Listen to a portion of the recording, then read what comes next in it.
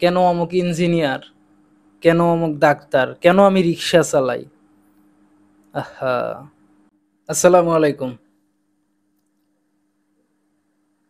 জীবনে যা কিছুই ঘটুক না কেন, হতাশ হওয়া যাবে না, অতিরিক্ত চিন্তা করা যাবে না। এটা আমাদের জন্য খুবই ব্যাড ইফেক্ট। মন নষ্ট করে দেয়, শারীরিক স্বাস্থ্য নষ্ট করে দেয়।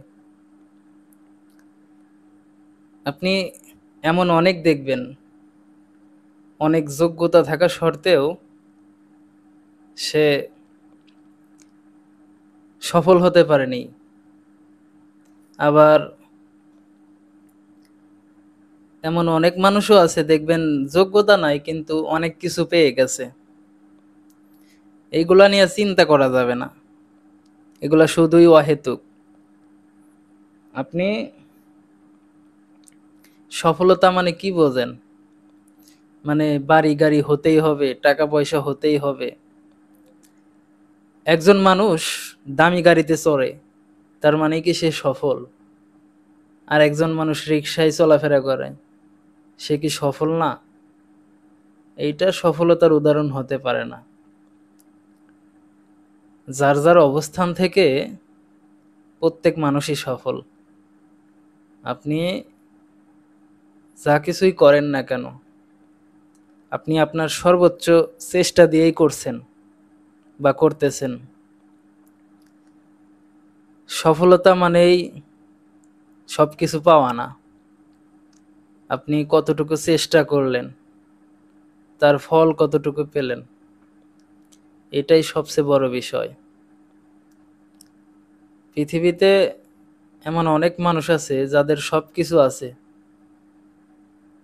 কিন্তু মানসিক শান্তি নেই, সুখ নেই, রাতে ঘুমাতে পারে না।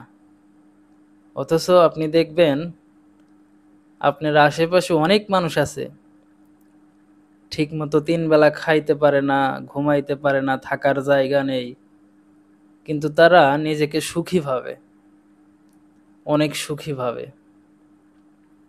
আসলে সফলতার মাঝে সুখ নেই। তাই আমার কাছে মনে হয় অতিরিক্ত চিন্তা, টেনশন এগুলো অহেতুক।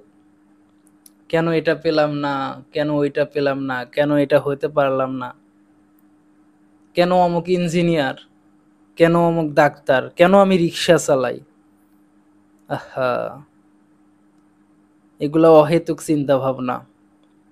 আপনাকে সর্বপ্রথম নিশ্চিত করতে হবে আপনি সুখী কিনা, আপনি কতটুকু সুখী, আপনি কতটুকু সুখী, এটাই সর্বপ্রথম চিন্তা করতে হবে।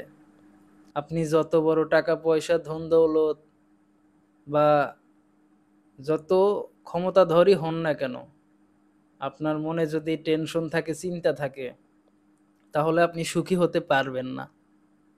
এটাই বাস্তব।